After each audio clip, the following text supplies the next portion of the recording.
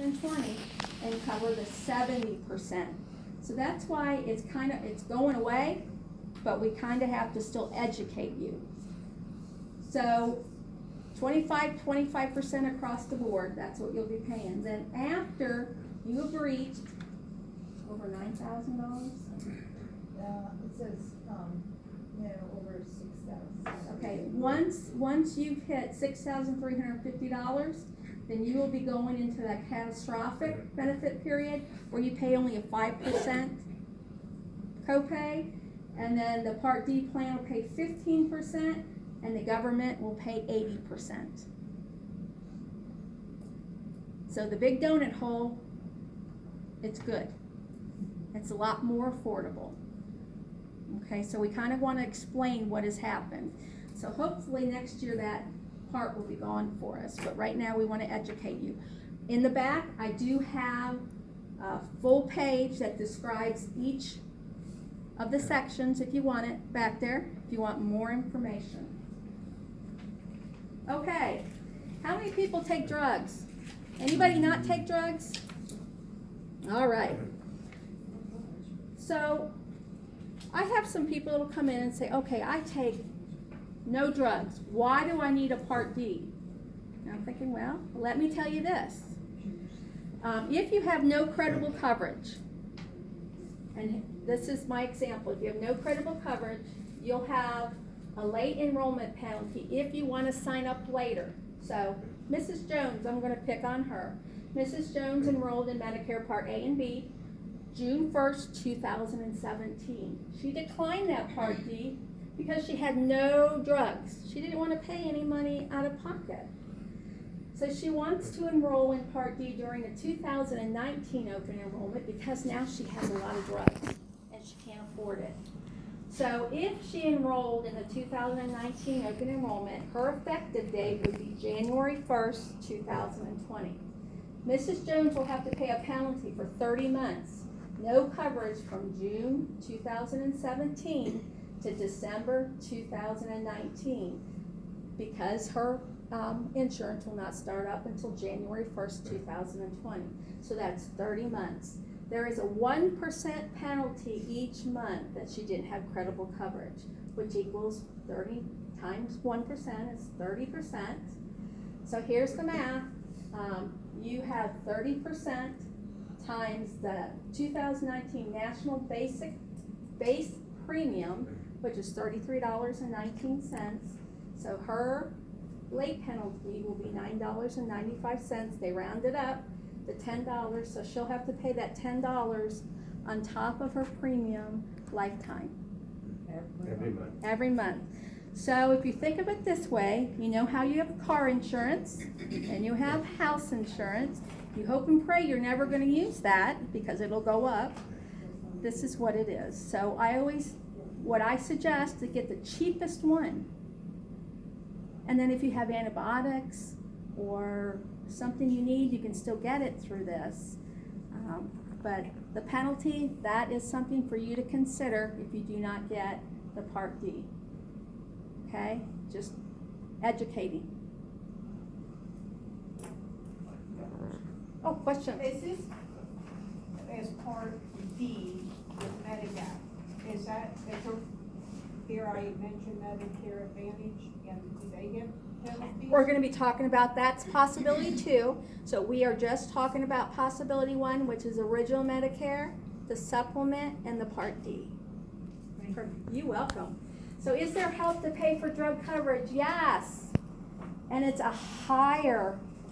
And I have I'm sorry.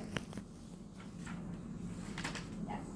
So you have another handout, you guys. So Social Security has a program called Extra Help. And at the top it says, what is Extra Help?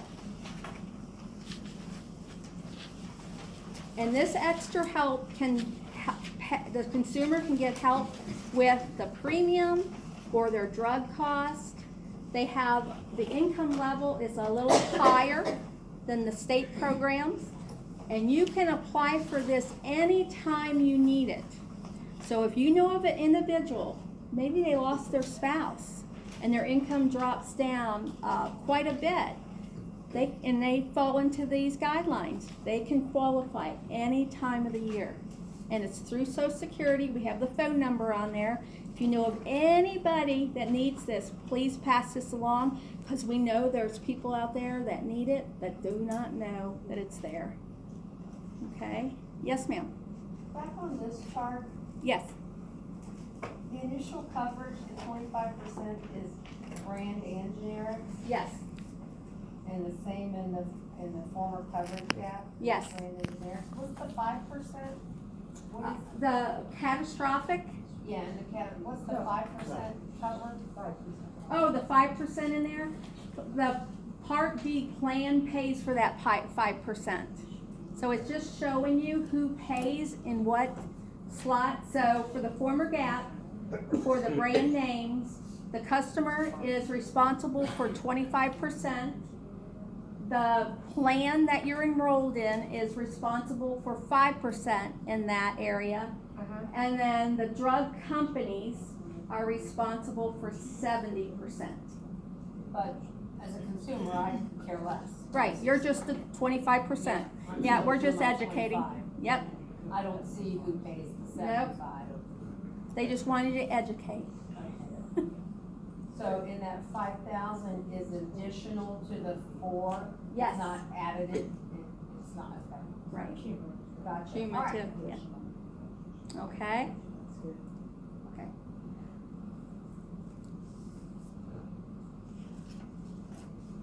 Okay. Possibility one cost. You're gonna pay that Part B premium no matter what choice you make. The Medigap monthly premium. You'll also have a Part D monthly premium, plus the deductible with the Part D, and also co-pays for the prescription drugs. So that would be your out-of-pocket costs for Possibility One, Original Medicare, the supplement, and Part D. Okay, we're gonna move on, and I'm here after the class.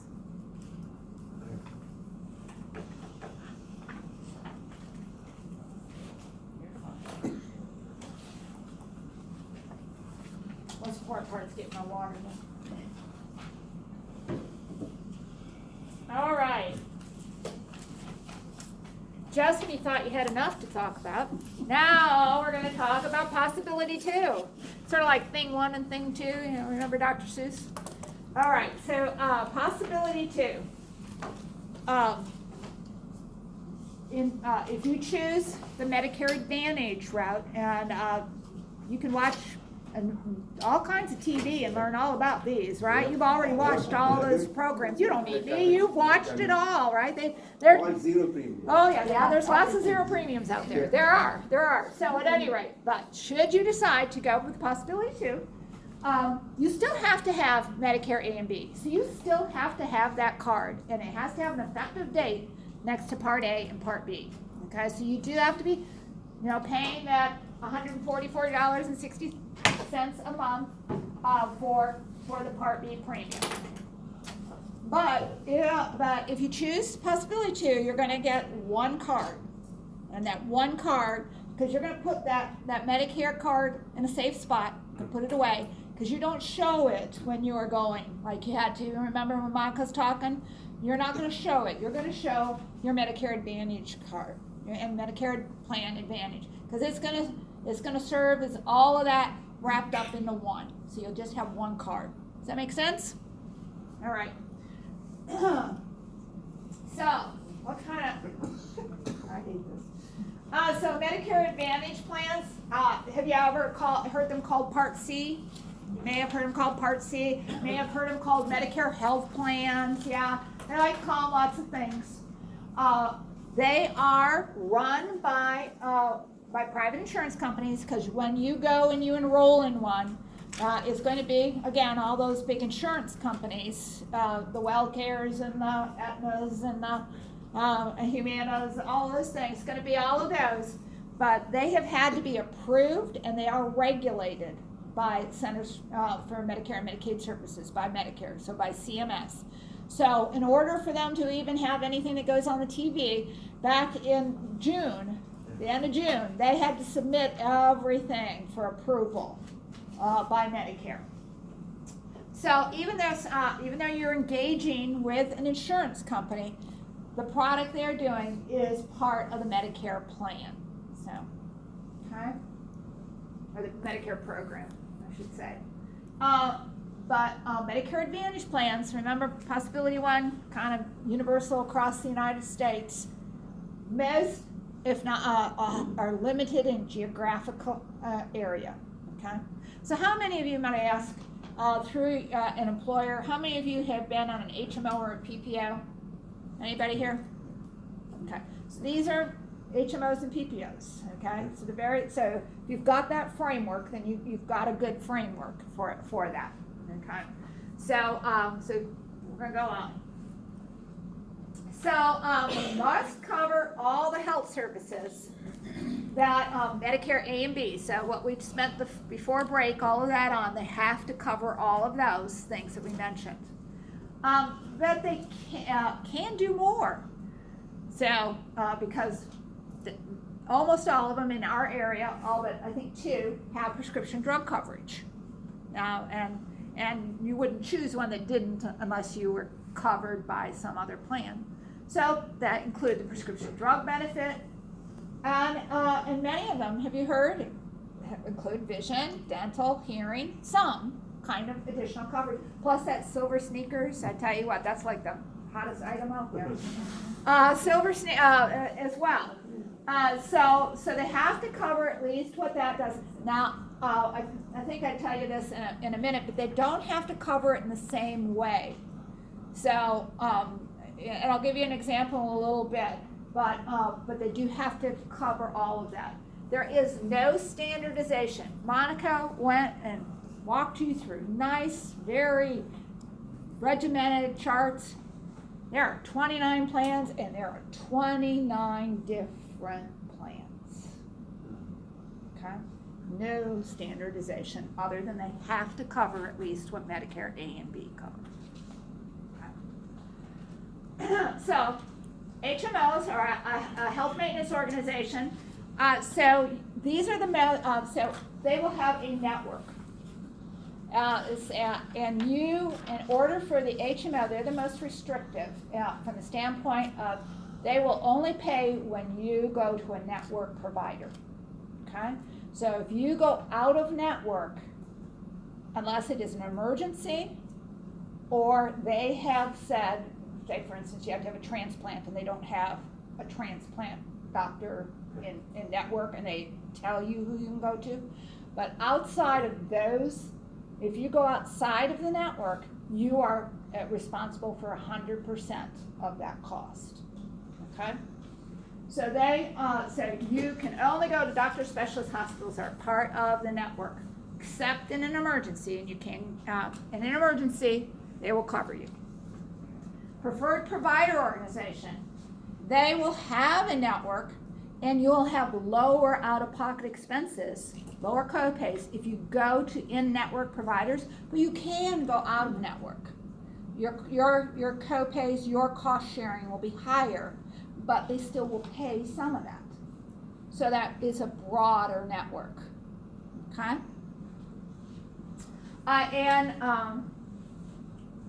Then there's anybody ever heard of a PFFS? Private fee for service. Okay. And I've been meaning to mention as we're going along, but I didn't. Let me go back. Sorry.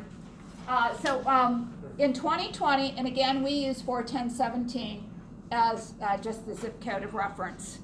There are 12 PPOs available for 2020, and 4 of those have a 0 premium.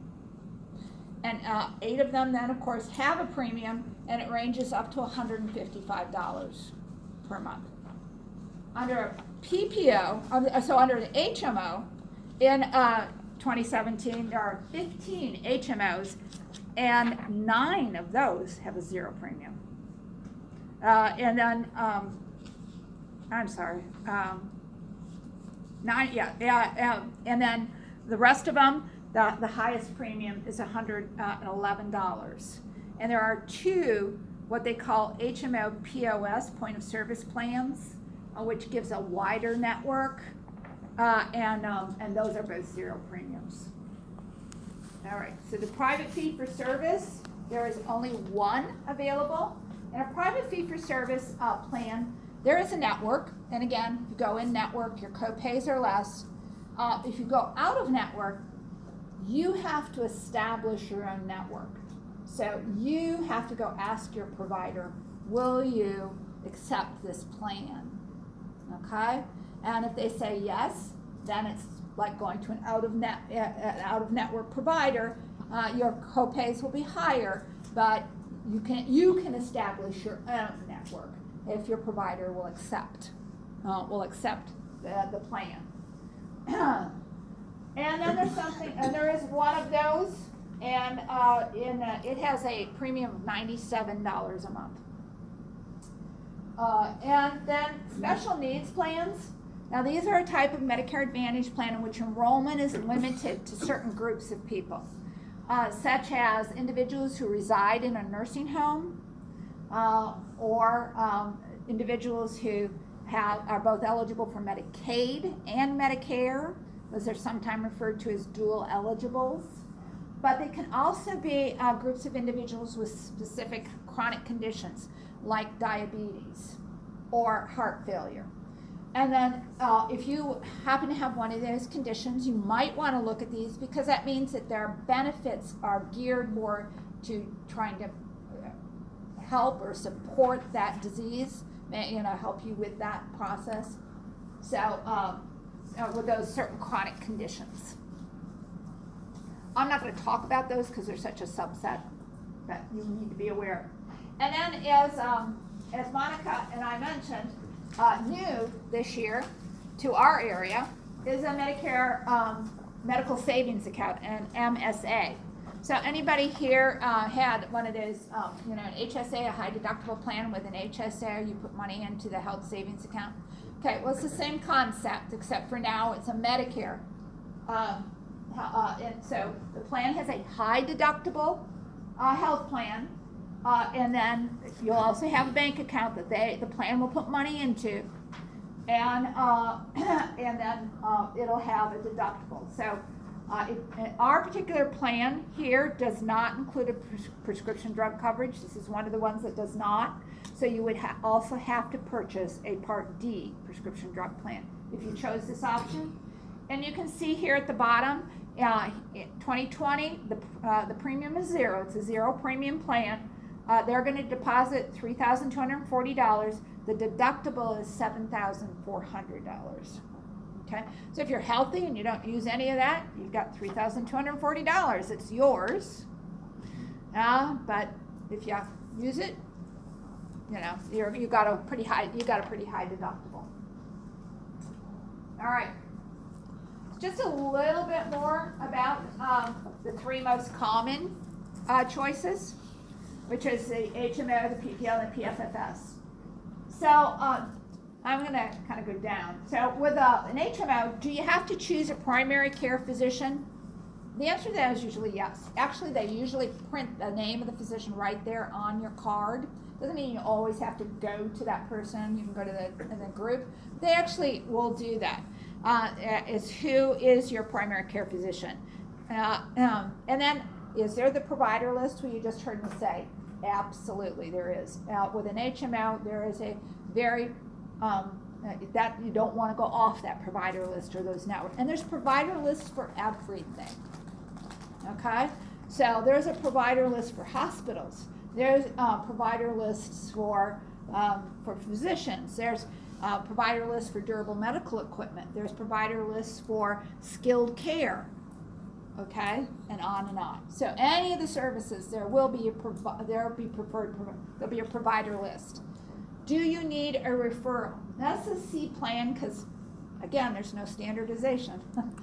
But most of them will say yes, because that's the concept of an HMO, is that your primary care physician is the one who manages your care.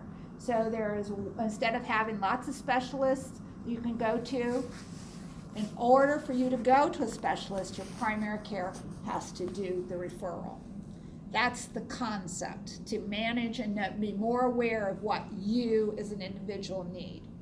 So generally, yes. So, you know, you just turn, maybe you've been going to a rheumatologist for years, but you know, haven't recently. And now you're in this HMO, you wake up one morning and say, man, I got to make an appointment with that rheumatologist. So if you're on an HMO, you're not going to pick up the phone and call that rheumatologist. You're going to pick up the phone and you're going to call your primary care. And you're going to say, can you give me a referral to that rheumatologist?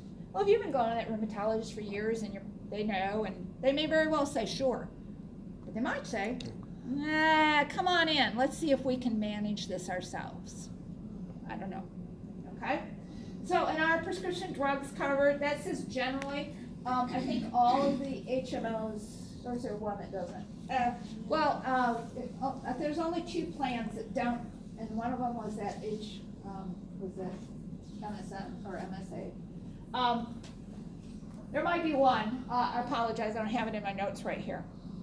But it should. That's why we say generally, because we'll double check that before you go. But almost always. So then with a PPO, do you have to choose a primary care physician? The answer to that is no, you don't.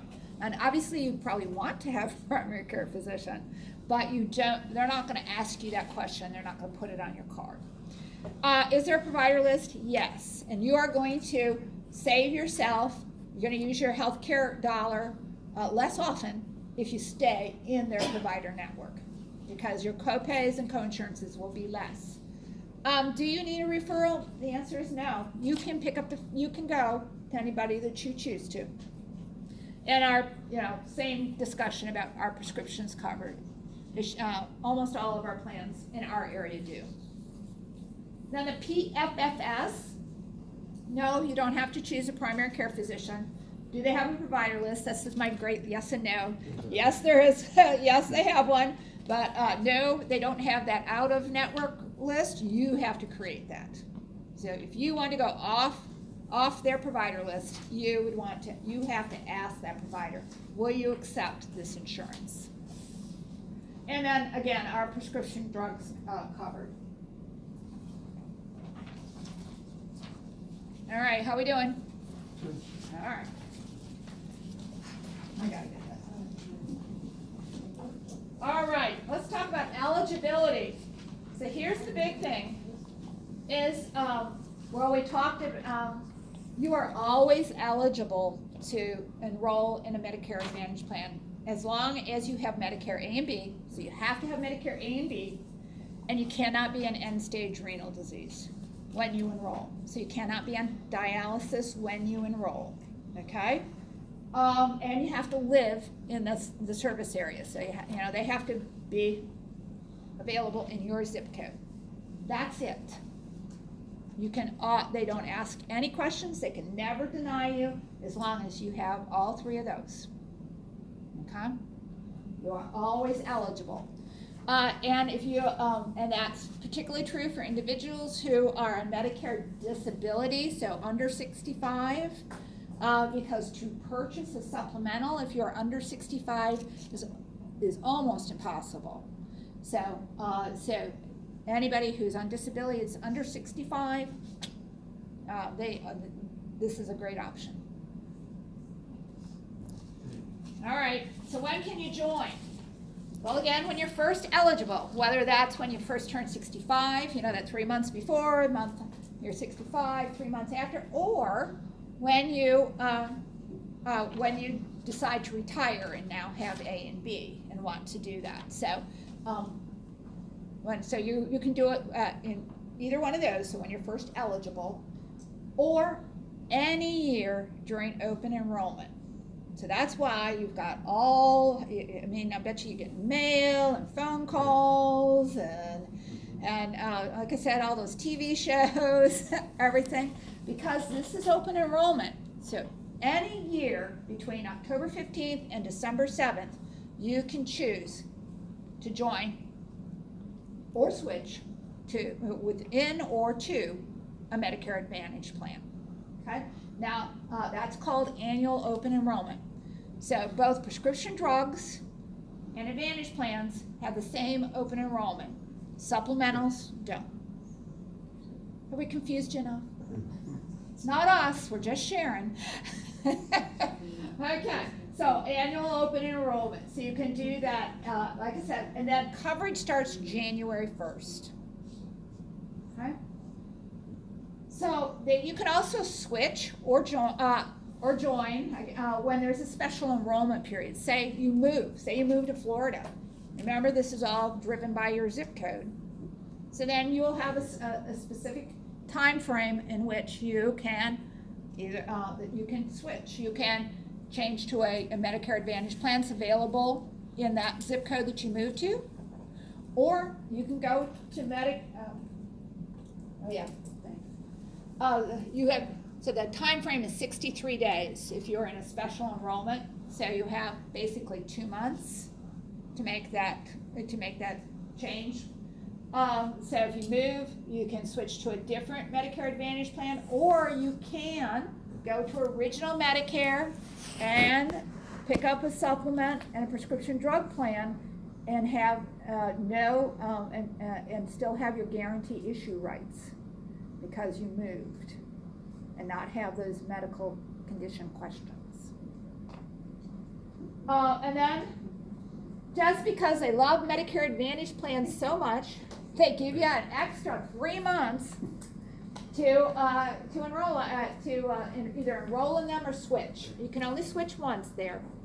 And really, kind of what that is we see this a lot because you've heard us. We really encourage people or practically force people that if you have a Medicare Advantage plan, you need to look at it every single year during this open enrollment period because they change so much and you change. And so you want to always make sure that you're getting the best plan for you. So we do, there's a lot of people, this is a busy time of year, or I loved it, I have no problems, it's fine. And then come, February 1st when they go and figure out it's not so good, Medicare is giving you up until to March 31st to actually do the comparison and move. So kind of a nice added little bonus there. And then something that's called a trial period. So the very first time that you enroll in a Medicare Advantage plan, after you turn, so not during your initial enrollment period, but say you're 70 or 67, 66 and a half, whatever it is, after your initial enrollment period, anytime you would do it, the very first time that you select or enroll in a Medicare Advantage plan, they will give you up to a year, I like to say 11 months just to be on the safe side, to try it out. And if you decide you don't like it, you can go back to your original Medicare plus whatever supplement you had and pick up a prescription drug plan. The company has to let you back in to the same plan. So they give you a little trial period. All right? I feel like I spend more time on the trial periods than anything else. Yes? You mentioned if a person moved out of the area. I live in Ohio. If I moved to Kentucky, would that allow me then to get a plan where I didn't have to have underwriting? Yeah, that would be correct. Depends on your zip code. Well, it depends on your zip code. Well, because if that same plan was sold in the zip code, then not. It depends on the zip code and whether or not that plan covers you in your new zip code. Oh, so if it was available in 41017, if I moved here, Then no. But if it was not available, then yes. So in greater Cincinnati, that's a little less likely to happen, but if you're moving from Toledo, yeah. thank you. Uh-huh. Okay. Costs. Okay, so we all know, we thrown that into your head.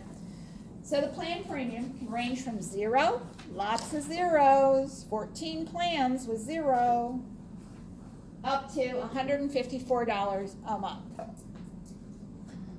Then there's deductibles. So there can be a deductible for the prescription drug part of the plan and or the health care part of the plan. Plenty of them don't have it, but plenty of them do. So there can be one or the other, or both, or none. So there may be one. And then there are all co-payments or co-insurance for all services, including prescriptions. So I'm gonna, because I do in a couple, I'm sure Monica mentioned in like 2 weeks, do a Medicare Advantage plan program where we talk a lot more in depth, because right now, I think we're kind of glazing over.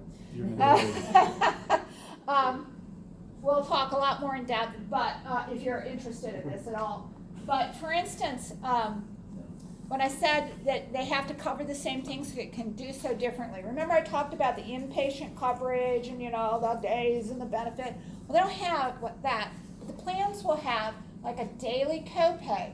So for instance, one plan might say it's $295 a day for day 1 through 6 and 0 after that. Another one might say it's $300 for day 1 through 5. And another one, and on and on. They tend to run between 4 and 6 or 7, somewhere in there, but no standardization. Okay, so that is different than totally different than that structure. But on the other hand, they can't charge you any more for catastrophic things like chemotherapy or those than what Medicare would have charged you. I know. I saw those eyes. So there are, and then with the PPOs, what is relatively common is you'll have a copay for in-network, and for out-of-network, if you go to an out-of-network, you'll pay, I've seen 50% is kind of the most common, but a few of them will be 35% of the actual charge. So if you go out of network, okay. But and then there's co-payments. It says for all services, including prescriptions. But you probably, if you've done any, you may notice that if you've got what's called a tier 1 generic drug, oftentimes you don't pay anything for those. So, but again, that depends. And they may offer you additional riders, so they may include like a dental plan, but but for that you can purchase for a comprehensive dental plan, you can pay a monthly, a premium and get and have that upgraded, so to speak. And then here is a huge factor that I think you want to pay attention to if you're looking at a Medicare Advantage plan, and that is the annual out-of-pocket spending limit. All right, your max. And they range anywhere from a low of $3,400 up to a high of $6,700 for plans that are in network.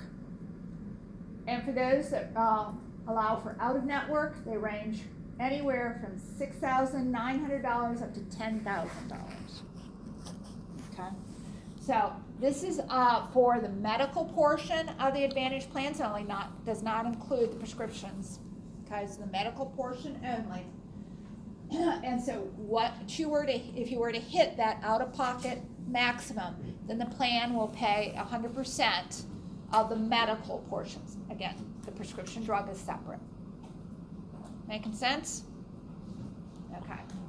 So ultimately, you need to be comfortable with what that out-of-pocket maximum is, because none of us have that crystal ball. We don't know when something might happen, and we might be responsible for that.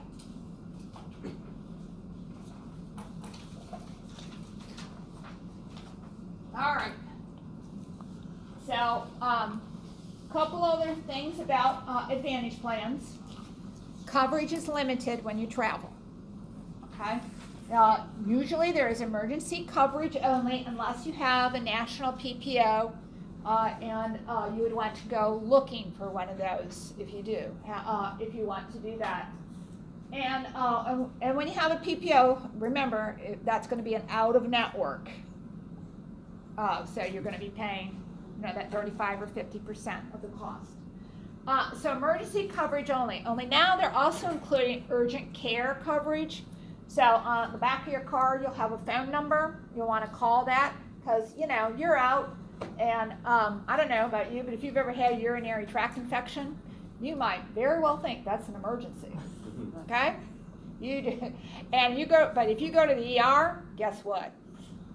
Your insurance company does not think that that's an emergency. And then you're stuck with that. We all know that going to an emergency room is the most expensive level of health care. So you want to look on that card, and you want to go to urgent care, because they'll have some coverage for urgent care, out of network, even. Okay. Okay. They all have member services. They have an appeal process. Most of them have case managers. They may want to come and do a home visit, and do your blood pressure and check stuff out. Because, really the concept of managed care is they make more money if you're healthier. So the theory is they provide you with more supports and more concentrated services to help you stay healthy. Okay, that's the theory, or that's how it's developed. So they may have a case manager that comes and makes suggestions, or is making sure your medications are, and that's why you'll have one primary care under those HMOs. There's one person who's watching all of that. So that's the concept. They will have an appeal process. Because I've also, my sister is disabled. She's been on an Advantage plan for a number of years. Changes almost every year. And yes, we've done some appeals for different things, and thus far we have been successful. So again, if you go this route, never take a no without appealing. Okay, always appeal. And again, plans are available in selected counties. They're not even available throughout all of Kentucky. So, but we have a lot here in northern Kentucky. I think actually we have more than any other portion of Kentucky here in northern Kentucky. So you definitely need to review all of those plans. Well, not all of them, but and is the tool back there? If you are interested, we'll talk a little bit later, because on Medicare.gov is where, and if you come to the program, if you're interested, I'll actually get on Medicare.gov, but on our website as well as at that, I have a tool. It's a step-by-step about how to get into Medicare.gov and how to look at the plans that are available to you in your zip code. Okay, and that's posted on our website, as well as you could call us, we'll send it to you, or I'll have it available at that other program. So you need to